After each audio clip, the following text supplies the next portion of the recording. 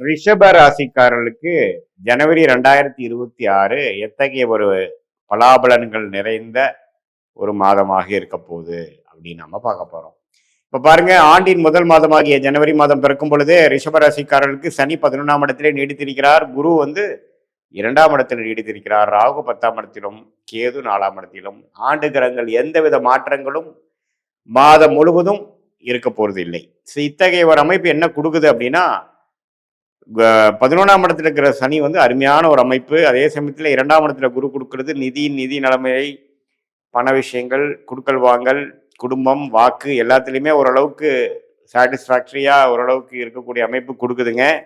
அதே சமயத்தில் கேது 4ஆம் இடத்துல இருந்து வீடு, தாயார், இடம், வண்டி, வாகனத்தில் சில சில கோளாறுகள், சில அக்கறை தேவைப்படுகிறது. உடல் நலமாக இருந்தாலும் சரி, அதோட மெயின்டெனன்ஸ் விஷயங்கள், உயிர்காரத்துமாகிய தாயார், ஜடகாரத்துமாகிய மூவபிள் ப்ராப்பர்ட்டிஸ் விஷயத்தில் கொஞ்சம் அக்கறை தேவைப்படுகிறது. அதே சமயத்தில் 10ஆம் இடத்துல இருக்க ஒரு ராகு சிறு சிறு தொந்தரவுகள், சிறு சிறு பிரச்சனைகள், அதுக்கு தகுந்த மாதிரி நம்ம சொல்யூஷன் கொடுக்கக்கூடிய அமைப்பு, நம்ம வந்து முயற்சிகள் எடுக்கக்கூடிய அமைப்பு, வேலை தொழிலில் வந்து இருந்துகிட்டே இருக்கும். இது மாதிரி அமைப்புல வந்து ஸ்டார்ட் ஆகக்கூடிய ஜனவரி மாதம் 2026 மாத கிரகம் எப்படி இருக்குன்னு பார்த்தா, ராசி அதிபதி சுக்கிரனே பார்த்தீங்கன்னா 8ஆம் இடத்துல இருக்கார். ஆனா நல்ல வேலை குருவின் பார்வையில் இருக்கிறார். செவ்வாயும் 8ல் இருக்கார், சூரியனும் 8ல் இருக்கார், புதனும் 8ல் இருக்கார். இது வந்து முதல் ஒரு ஃபர்ஸ்ட் ஆஃப் பார்த்தீங்கன்னா ஒரு சுமாரான பலன் தான். ஏன்னா நிறைய கிரகங்கள், 4 கிரகங்கள் 8ல் இருந்து குருவின் பார்வை பெறும் பொழுது கூட்டு தொழில் செய்பவர்களுக்கு, வெளிநாடு சம்மந்தப்பட்ட விஷயத்துக்குள்ள இம்போர்ட் எக்ஸ்போர்ட் பண்றவங்களுக்கு, அதே சமயத்தில் ஷேர் மார்க்கெட், முதலீடு, ஒரு வித்தியாசமான ஒரு டிரான்சாக்ஷன், அதாவது நேரடியாக தொழில் வச்சு பண்ணாமல் ஒரு மறைமுக இன்கம் பண்ணுறவங்க, அது மாதிரி விஷயத்தில் இருக்கிறவங்களுக்குலாம் நல்ல பெனிஃபிட்ஸ் உண்டு. ஃபர்ஸ்ட் ஆஃப் கலைத்துறையில் இருக்கிறவங்களா இருந்தாலும் சரி, இது மாதிரி கூட்டு ஒரு குரூப் ஆஃப் பீப்புள் சேர்ந்து ஒரு தொழில் பண்ணுறாங்க, அது மாதிரி விஷயங்கள், சுப முதலீடுகள், பங்கு சந்தையில் லாபம் வருவது, உயில் மூலமாக அடுத்தவங்களோட சொத்து வருவது, வரவேண்டிய பணம் வருவது, இதுக்கெல்லாம் வந்து அருமையான ஒரு பலன் வந்து மாதத்தின் ஃபர்ஸ்ட் ஆஃப் வந்து கொடுக்குதுங்க, 15 டேஸ். அதுக்கப்புறம் வரக்கூடிய அமைப்புகள் பார்த்தீங்கன்னா,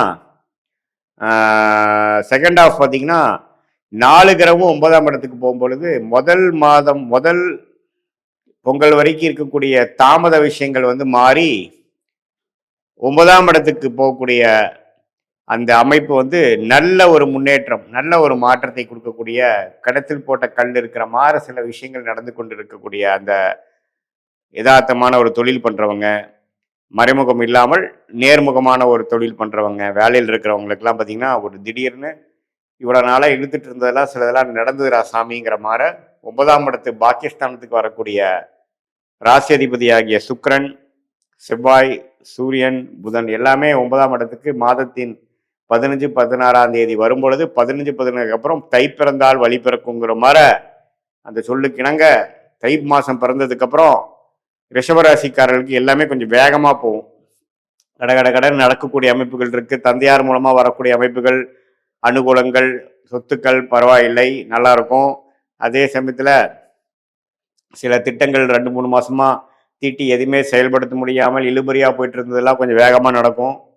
அடுத்து வரக்கூடிய மார்ச், ஏப்ரலில் சில விஷயங்கள் செய்யலாம்னு நினைக்கிறதுக்கெல்லாம் வேணுங்கிற ஃபவுண்டேஷன் விஷயங்கள்லாம் அருமையாக நடக்கும். அதே மாதிரி இடம் சம்மந்தப்பட்ட விஷயம், வீடு சம்மந்தப்பட்ட விஷயங்கள், பூமி, இதில் எல்லாம் வந்து இன்வெஸ்ட்மெண்ட் பண்ணுறவங்க, தொழில் பண்ணுறவங்க, மெடிக்கல் ஃபீல்டு இருக்கிறவங்க, உங்களுக்கு எல்லாமே பார்த்தீங்கன்னா ஓரளவுக்கு நல்ல அமைப்பு, வாய்ப்புகள் கொடுக்கக்கூடிய அமைப்புகள் உண்டு. ஸோ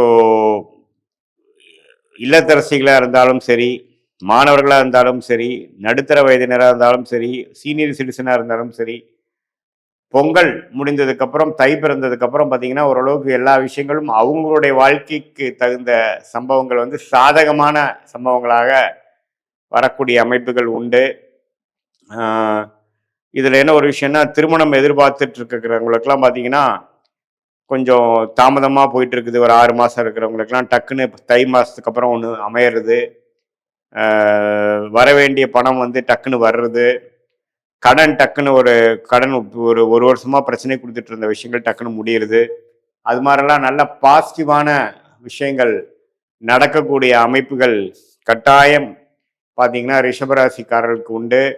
என்னதான் இருந்தாலும் சனி 11ஆம் இடத்திலிருந்து நல்ல ஒரு பிரச்சனைகள் வந்தாலும் நல்ல ஒரு நிவர்த்தியை கொடுக்கக்கூடிய அமைப்பு, ஸ்மூத்தாக போகக்கூடிய அமைப்புகள் கொடுத்து கொண்டிருக்கிறார்.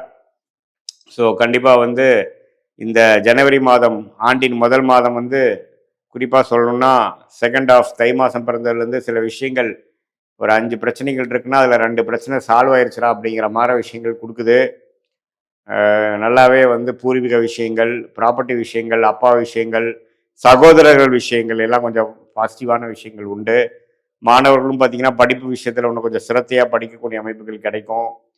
அவங்க என்ன படிக்க நினைக்கிறாங்களோ அதில் கிளாரிட்டி, கன்ஃபியூஷன் நீங்கிற அமைப்பு. அதே சமயத்தில் ஹெல்த் இஷ்யூஸாக பாதிக்கப்பட்ட முதியோர்களுக்கெல்லாம் கொஞ்சம் படிப்படியான நிவர்த்தி, இது எல்லாமே ஓரளவுக்கு கிடைக்கக்கூடிய ஒரு அற்புதமான ஒரு மாதமாக ரிஷபராசிக்காரர்களுக்கு இருக்கு. இது பொதுவான பலனை தவிர உங்களுடைய ஜென்ம ஜாதகத்தில் நீங்கள் எந்த தேதி, எந்த நேரம், எந்த ஊரில் பிறந்தீங்க வச்சு உங்களோட ஜாதகத்தை போட்டு நீங்கள் என்ன லக்னத்தில் பிறந்தீங்க, அந்த லக்னாதிபதி வந்து எப்படி இருக்கிறார், உச்சமாக இருக்கிறாரா அல்லது எந்த வீட்டில் இருக்கிறார், யார் பார்க்குறாங்க, அதோட ஸ்தான பலம் எப்படி, அதே மாதிரி அந்த தசாபுக்திகள் போய்கொண்டு இருக்குது. இந்த தசநாதன் புக்திநாதன்லாம் பார்த்தீங்கன்னா இப்போ நம்ம பேசின கோச்சாரத்தில் எப்படி போயிட்டுருக்கு, வலிமையாக இருக்கா அல்லது வலிமை இல்லாமல் இருக்கா, வரவேண்டிய தசைகள் போய்கொண்டு இருக்கிறதெல்லாம் பார்த்து அடுத்த வரக்கூடிய காலகட்டங்கள் 3 மாதம், 6 மாதம், 1 இயர் எப்படி இருக்க போகுது, எதுமாற தசையில் எதுமாற உங்களுடைய வாழ்க்கை சம்பவங்கள் நடக்கும், எந்த டைரக்ஷனில் எந்த திசையில் உங்கள் வாழ்க்கை திரும்ப போகிறது, எது நடக்கக்கூடிய அமைப்பு இருக்குது, எது நடக்கக்கூடிய அமைப்பு இல்லை, எந்த நேரத்தில் நடக்கும், என்ன மாதிரி படிப்பு படிக்கலாம், வியாபாரமா, தொழிலா அல்லது வேலையா, அல்லது நம்ம வந்து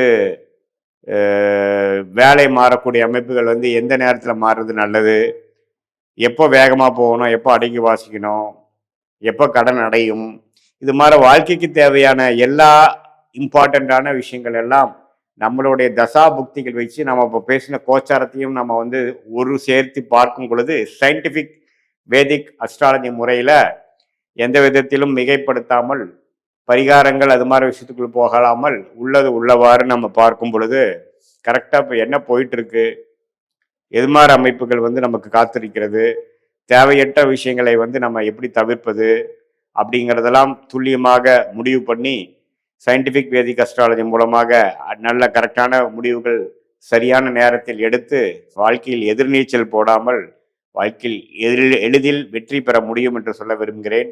மீண்டும் மற்றொரு காணொலியில் சந்திப்போம். நன்றி, வணக்கம்.